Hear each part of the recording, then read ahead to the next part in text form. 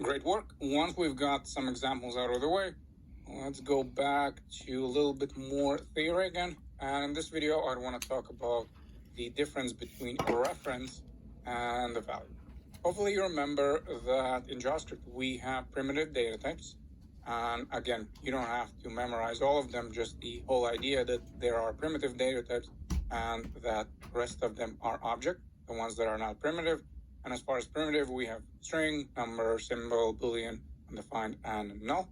And then for the object, we have arrays, functions, as well as the objects. And if we would want to check what is the type, well, we can use simply type off and then whether the value or the variable. So now let's look at the gotcha when you're working with values versus the reference. And I'm going to start by a very simple example where there is a number and that is equal to 1. And I'm going to set up a second number, so number 2, and that is equal to my first number. Now, what do you think is going to be in the console? And since I want to keep on practicing with template literals, I'm just going to go with a backtick. So the first value is, and then let's take a look at the number. Remember, in order to grab our variable, we have $, curly braces, number, copy and paste. Now, of course, I'm looking for number 2. And in here, I'm going to say second value. And in the console, it shouldn't be surprising that the value is 1, correct? Because the value for my first variable is num. And then since I assigned the number to a number 2, this is why in the console, I have value is number 1. And if I'm going to change my mind later, and if I'll say number 2 is actually equal to 7, you can probably already guess that in a console, my first value is going to be 1.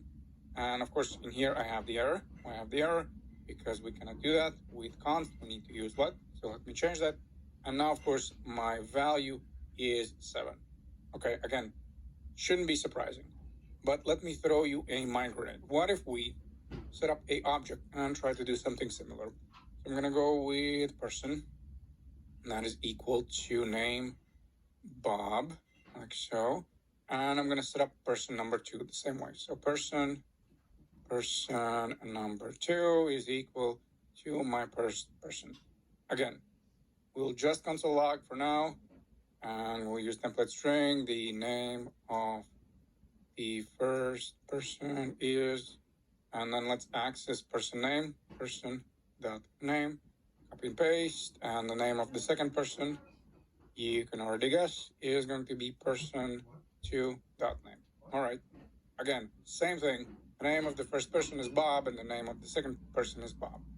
But here comes the mind grenade. What if I would change the name for the second person?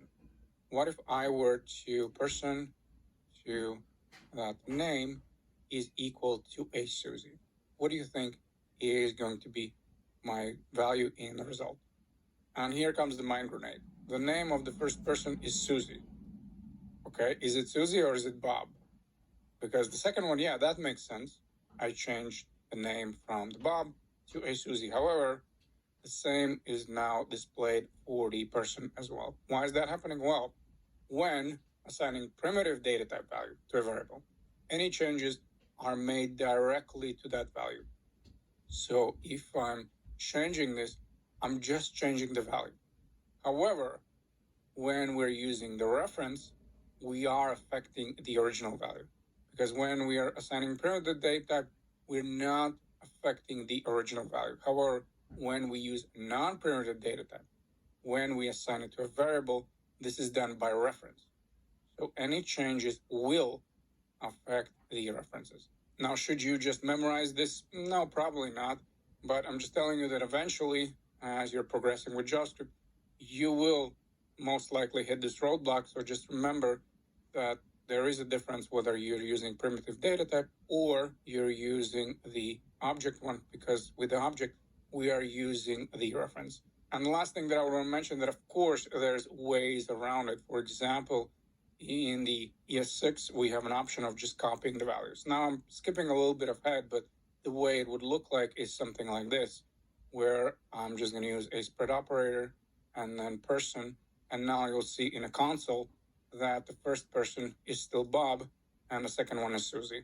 Again, we are going to cover this a bit later in the course, but the idea is that, of course, there's ways around it, how we can avoid these kind of pitfalls. And the way in this example they solve it is by just copying the values. So in this case, I'm not pointing to a person. I'm just saying, yeah, pass me the values from the person. So just get me the copy of the person object. Don't get me the reference to a person object. Again, something that we're going to cover later on in the course. For now, just remember that if we're using primitive data type, we're not affecting the original value. However, if it is non-primitive, then it is a reference. So we're also affecting all the references.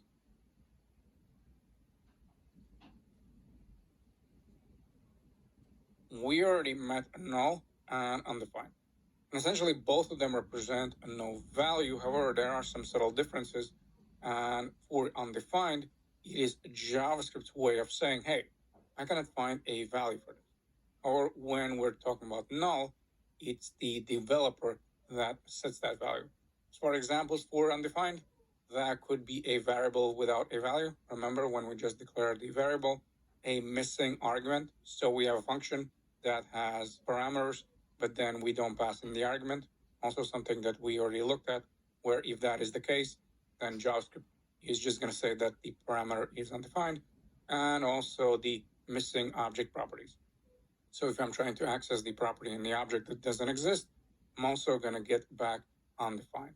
And a simple example would be something like this, where I have a number, so let number is equal to 20, and if I have a plus sign and then say null, what you'll see in a console that the result is still going to be 20. Why? Because behind the scenes, JavaScript is going to do something like this, where it's going to coerce the 20 plus 0. However, if I'll do the same thing with undefined, I'm going to get another number. And of course, just to showcase, I'm going to go with number here, and then we would want to repeat the same thing.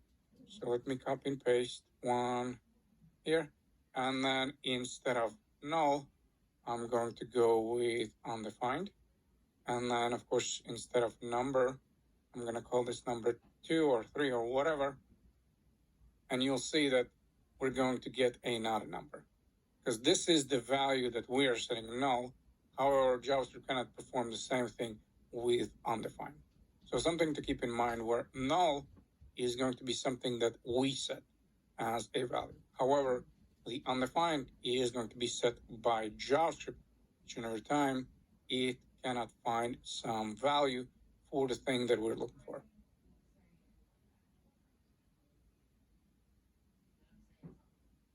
Awesome progress. And up next, we have truthy and falsy values in JavaScript.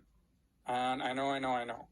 It looks a bit funky, but don't worry, it's not as difficult as it seems. So what is happening?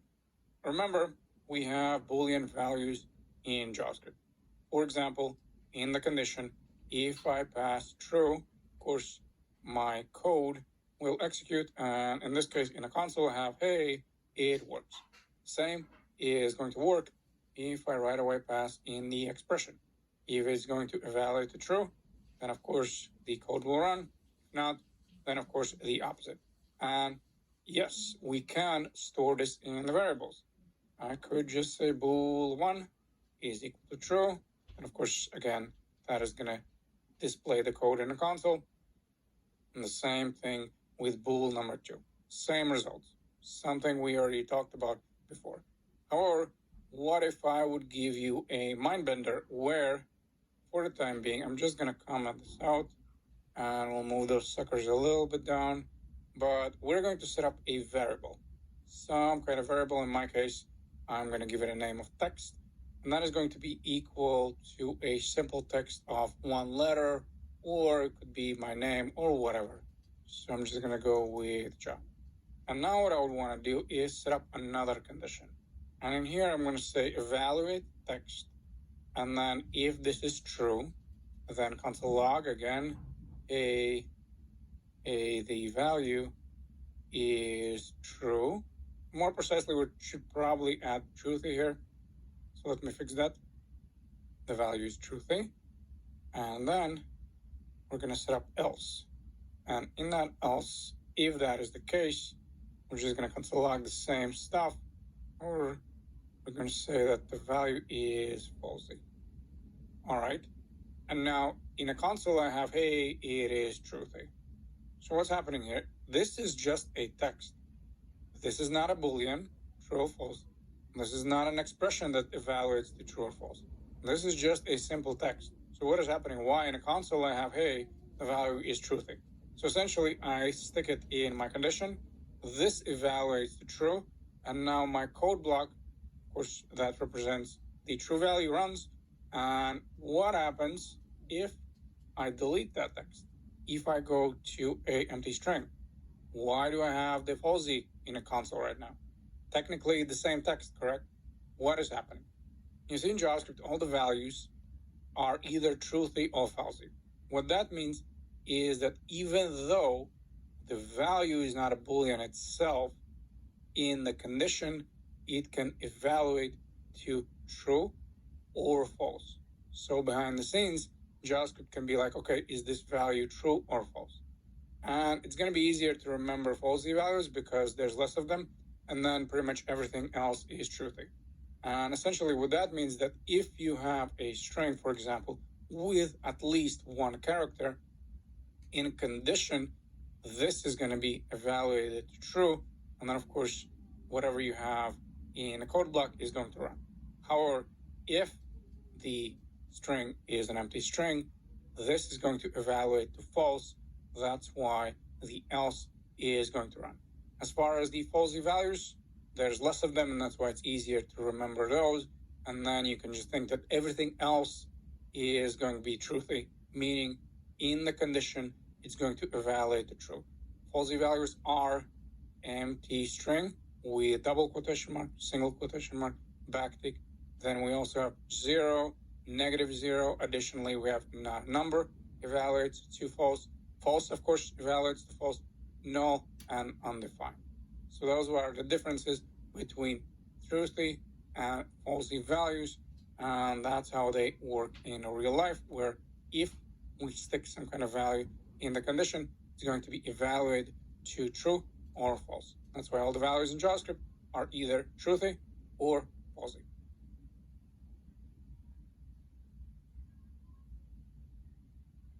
So far in the course, we have used two types of operators.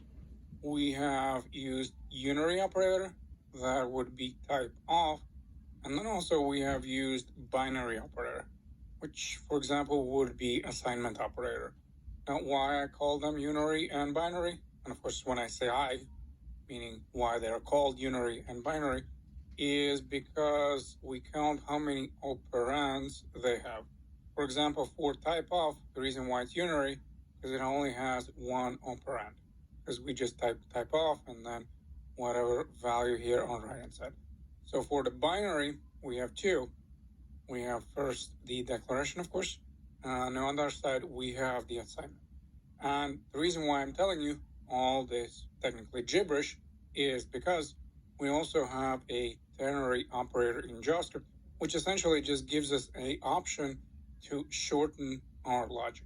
Now, in order to showcase that, I'm going to come up with some kind of variable. So const value is equal to, 2 bigger than 1. And we already know that if I would stick this one in the if else statement, something like this, if value, and I'm just going to say value is true, and then of course I can just copy and paste, or you know what, I'm just going to copy and paste the console log. Here I'm going to copy that, and I could set up the else, and of course copy and paste, and the value is false. So we could definitely set up our if statement. And now, of course, in the console, I have value is true. And you know what? Let me comment out the type of, and now I can clearly see the value is true. So if, of course, I'm going to change this around, and if I'm going to say 1 is less than, 0, then, of course, this is going to be false. We already know that. Of course, we can set up a if-else statement. However, We can also write the same thing using a ternary operator. And again, like I said, we can just shorten the amount of code that we write. So how are it going to look like? Well, first, I'm going to comment this sucker out, and I'm going to use the same value, but the way we write our ternary operator is following way, where we have a condition. So either we set up, I don't know, 1 is less than 0, or we can use the variable that already holds the value. That doesn't matter. And then we have the question mark. For example, since I already have the value that holds my expression, I can just simply say, all right, value. And then if it is true, then I can run specific code. However, if it is false, then I do something else. So essentially the same how we have if and else, I can just write it in one line. For example, in here, if it is true, I'm just going to say value is true, and then colon, and this code is going to run if it is false. So of course, in my case, I'm just going to have a console log, and then value is false. So once in a while throughout the course, we might use this one. And you know what? I'm going to zoom out just so you can clearly see that we're writing this in one line where we can check whether the value is true or false. If it is true, we are running the first piece of code we have. Of course, in our case, we just have a console log. Normally, I don't know, you could assign some value to a variable. You can, I don't know, connect to database, whatever. And then the second one right after the colon is if it is false. So this is a ternary operator. We check whether the condition is true or false. If it is true, we run this. If it's not, then we run whatever code we have right after the colon. And we're not going to use that in each and every project, but once in a while, it's going to make sense to use a ternary operator instead of writing if and else statements.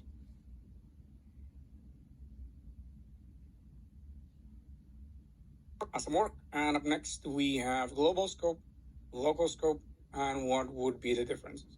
And since it's such a major and important topic, I decided to split it up in multiple videos, because that way I believe that we're going to get a clearer understanding of what that means to us.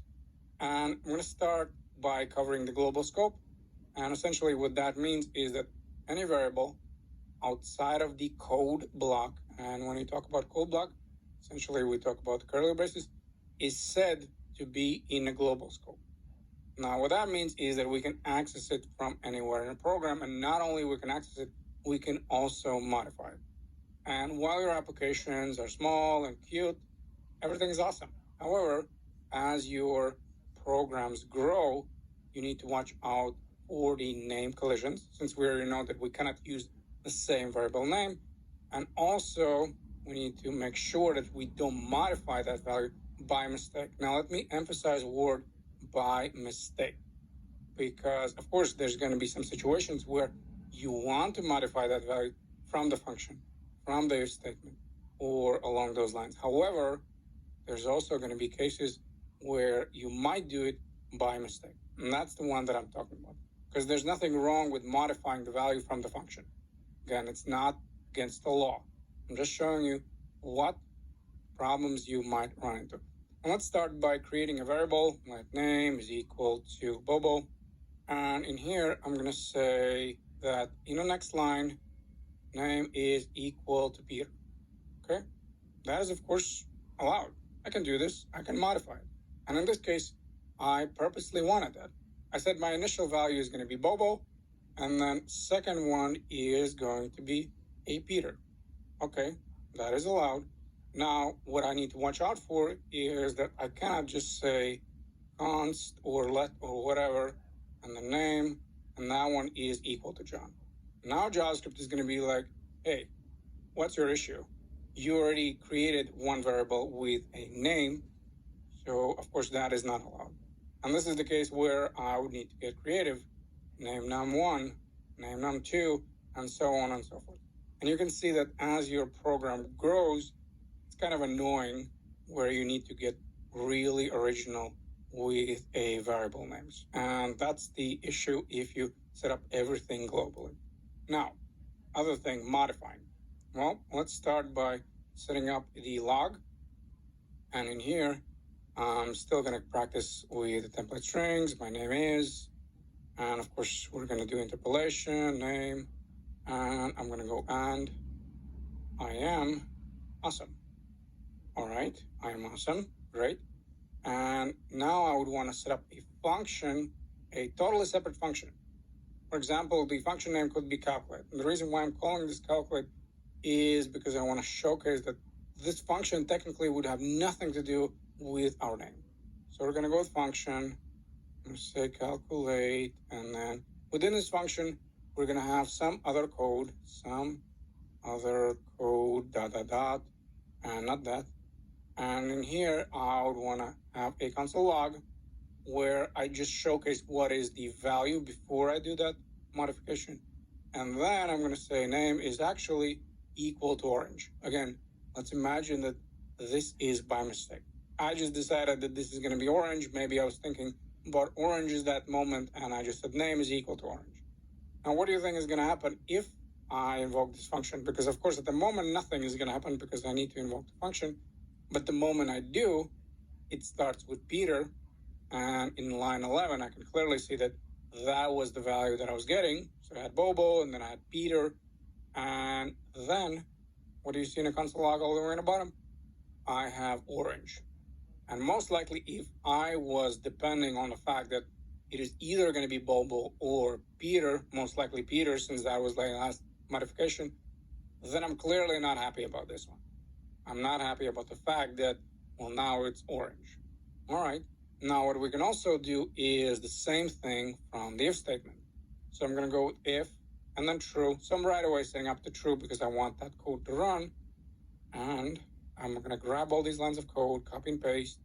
I'm going to check it out. What is the value? So I'm going to keep the name. And then I'm going to change this to pants. Again, I don't know. Maybe that moment I was looking for my pants. So I said, you know what? Name is going to be equal to pants. Now I have Peter, orange, and of course the pants. My name is Pants, and I am awesome. Well, sure, you're awesome, but most likely it's not the pants, the value that you wanted. It's probably Bobo or Peter. So again, just to showcase, we're gonna struggle with name collisions because as our program grows, we're gonna have to get creative with names. And then the second one, we can modify this value from anywhere in our program. A lot of times that is going to be by design because you're going to be like, okay, I have some variable and I want to perform some kind of functionality and then modify that value. That's fine. But there's going to be some cases where you can do this unintentionally. And the last thing that I want to showcase is that, of course, we can even do it from within the function. So we have a function, but I can create another function within the function. That is allowed. So I can say function, then inner. So I declare my function. And then from within the function, I'm going to say, you know what? Name is going to be inner name value. Like so, just some random value. And of course, let's console log. And we're going to say this is, and you know what? Let me keep on practicing with template strings. This is from inner function. And let's access our name. So we're going to go for name.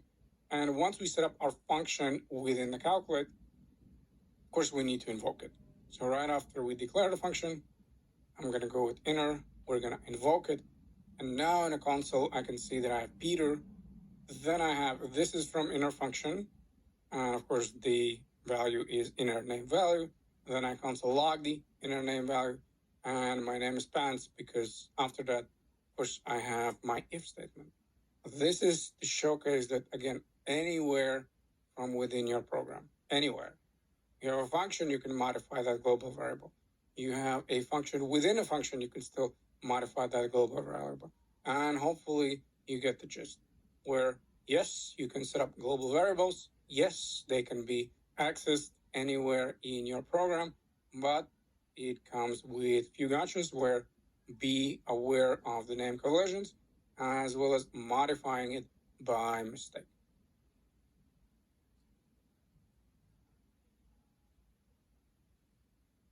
Great work. Once we understand the general idea behind the global scope, now let's talk about the local scope. And you could probably already guess that if the global scope meant that we can access that variable from anywhere in our application, well, what the local scope means that you cannot. So if we set up a variable within the function, it is only going to be available within that function. So you cannot access it from outside the function. Now, when we do talk about the code blocks, what we mean is the function.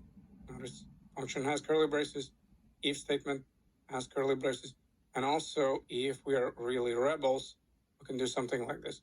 Now, when we talk about the curly braces on its own or if statement, we are not talking about the var. So once we're going to get to a ES6, we're going to talk about why we switched away from var, because var is going to perform differently.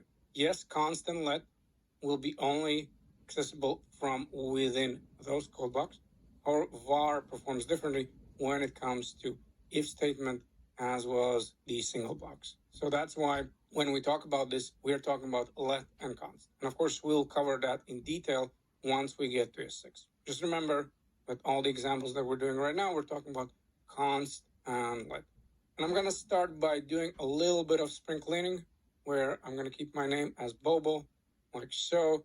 However, when it comes to function, as well as the if statement, I'm just going to clean this out. So that will be wiped clean, because I would want you to see everything a bit more clearer. So I'll save it. So at the moment I have function, all that is good. I have Bobo, my name is Bobo, and I am awesome. And now let's see what happens if I declare a variable within the function. So I have my function, name is calculate and all that.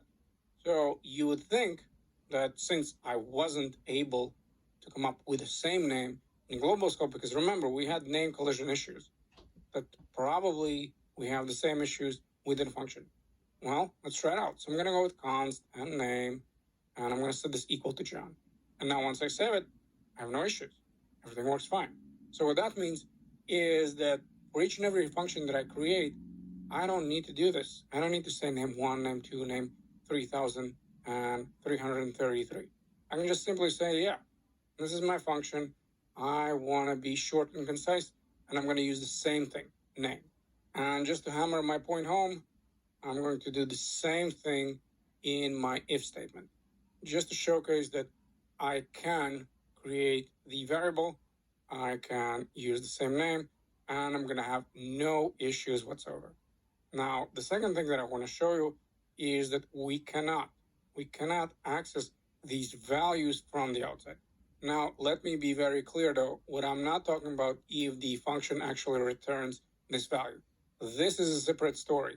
What I'm talking about is that I cannot just modify or even access that value from outside these code blocks. So I can do whatever I would want over here. So I can say code goes here. So everything that I do within the code blocks, yes, I have access to the name. I can modify it. Of course, not if it's const, but hopefully you get the gist. I can access it and all that is good. However, outside, no, I cannot do that. And of course, just to show how that would look like, I'm going to go with const age, and I don't know, I'm going to set this to 25. Now in this example, I'm just going to show you function. Just trust me, the same works with an if statement. And now you'd think that we could simply, I don't know, console log age, correct? Since we were able to do that with a global variable. So I can say age, and age is not defined. There's a reference there. JavaScript is saying, hey, listen, you're trying to access a variable, however, well, there is no variable of name. And you can scream all day long and say that, yeah, but there is one in function, but you cannot access that. And you might be thinking, okay, it is only because it is not invoked at that time. Okay, let's move it down. And same error, even after we have invoked the function. Again, I know I said this already probably 10,000 times, but you cannot access these variables from outside. So you can come up with your own names. They can match exactly what you have globally. All that is good. You're going to have no errors, but you cannot access them from the outside, which means that, of course, you cannot modify them. Now, the last thing, though, that I want to mention is that when you're setting them up in the curly braces in a code box, you do need to use a keyword. Otherwise, if you won't, then you will have access to them in a global scope. So after the code is here, I'm going to purposely name this becomes global. And by the way, I'm going to actually comment this out because you'll see that if we don't invoke it, we have no access to that variable. However, when we do invoke it, we'll have access. So we're going to go with becomes global. And notice how I'm not using any keywords. I'm just saying, yeah, that is variable. And I'm going to say global variable. And then I'm going to change age to becomes global since we already saw that we cannot access the age. And at this point, since we haven't invoked a function, it still tells me becomes global is not defined. Okay, good. Now what happens if I run the function, if I invoke it? And then, of course, I already have access to a global variable. So what happens? JavaScript is just reading the code, and it goes, hey, you didn't use keyword. Let me help you. I'm going to create this variable in the global scope, and that's why you have access to it. That's why if you want to protect your variables, use the keywords, use the const, use the lets, and all that. So that way, again, we cannot access them from the outside, and we don't need to worry about the name collision. And the last short example I want to show you is that code blocks can be just a simple curly braces. So I can do the same thing name over here, and maybe I'm going to go with const special, and that is going to be equal to a special. And you'll see that outside the curly braces, I can try to go for special. Of course, I'm going to get an error where everything that is within the curly braces is local, and I have no access to it from the outside.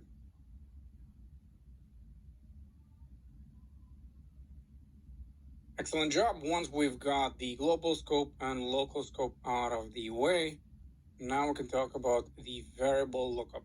So essentially, now we'll put two and two together and see how JavaScript does the variable lookup. Now, in my example, I'm going to use function. Please keep in mind, I'm not going to cover if or just a regular code block, just out of the time concerns, since I kind of feel that it is redundant. Just remember, when I talk about functions, of course, I also talk about the statements, the if statements, as well as the regular code blocks. And I'm going to start by creating some global variable. I'm going to go with const global variable, or you know what? I'm going to call this number, okay? And the number is going to be 5. And then I'm going to set up a function. And the function is going to be following. The name is add. And I'm going to have one parameter, num1, num2, like so. And in here, I don't know, I could just console log or return result. Doesn't really matter. I think I'm just going to return the result and then we'll console log a little bit later. So let's do it this way. Console log, and we're going to pass 3 and 4. And in a function, I'm just going to return the result. However, I would want to return a result plus the global number, just so we can see how JavaScript does the lookup. So I'm going to go with const, and then result, and that is equal to num1, my first parameter, my second parameter, and of course, I need to add a plus sign here, so num2, and then I also would want to add the global number. Now, what do you think is going to be the result in my console? And of course, at the moment, it's going to be undefined because we need to do the return. As always, remember, we could have set this up directly where I'm just returning everything, but I thought in this case, it is going to describe clearer what we're doing. That's why I was setting up a separate variable. So let's save it. And of course, in the console, the value is 12 because first argument is 3, and the second one is 4, and then the global number is 5. And the way JavaScript does the lookup is the following way, where JavaScript checks, okay, do you have a global number in scope? Okay, you don't. So now I'm going to check in the global scope. So if the variable is in a global scope, of course, I'm going to use it. However, if the variable is not in a global scope, then there's going to be an error. So if I would change this to global number, 1, then I'm going to get a reference error. Where JavaScript is saying, hey, listen, you don't have such a variable in your local scope, and you also don't have that type of variable in the global scope. So you have some kind of reference error. However, if the variable is in the local scope, we're going to take that one first. So if in the function I going to create a local variable, so const, and of course I'm going to name this the same way just so I can show you how it's going to work. But imagine that you'd probably have some kind of local name. That's why I'm naming this right now global number. And if that one is going to be equal to 20, you'll see that my result is going to change. Now my result is 27. Why? Because I have the local variable. So JavaScript starts with a local scope. If that variable is there, awesome, I'm going to use it. If it's not, like you saw a minute ago, JavaScript will always fall back to a global scope. Now, what's even more interesting that if we have a function within the function, the same thing is going to happen. So if after a result, I create another function, and I'm going to call this multiply. Now, it's not going to take any arguments, not going to do anything special. It's just going to have a const variable. So multiply result, and that is equal to my result. So the one that's coming from the function multiplied by global number. And then I just want to console log that result. So multiply result. And of course I do need to invoke that function. So I'm going to go with multiply and then invoke it. And you'll see that my result is 540. Why? Because I have my result right now. So that is, of course, the 3 plus 4 plus 20, since I have a local variable. And I'm also using the same local variable in the multiply. Now, of course, this is not local to a multiply. So I can go even further and say, you know what, const, and then this is going to be, I don't know, 100. So global number is equal to 100. And if we do that, then of course my value changes. Now, since the result is 27, where we're using this global number, now, of course, it changes because, again, JavaScript is checking, okay, do I have global number in my scope? Well, yes, I do. So I'm going to use this one. Now, if that number is not going to be there, then JavaScript is going to make a next hop where the enclosing scope, the scope for the add, has the number. Okay, so I'm going to take that number. That's why we have 140. Now, if we don't have it, then the same way, JavaScript is going to fall back to a global scope. And if the value is not there, if that variable does not exist, then of course we're going to have a reference error. Now, one last thing that I would want to mention, it does not work the opposite way. So, for example, in the add, if I would want to access that multiply result from the add function, not from the multiply, but from the add, you'll see that I'm going to get a reference error. Why? Because, again, this is a local variable to the multiply. Even though add is enclosing this function, it doesn't matter. It doesn't work the opposite way, where JavaScript is always going to hop outside to look for the variable, but you cannot do a lookup from the outside in the local scope of the function.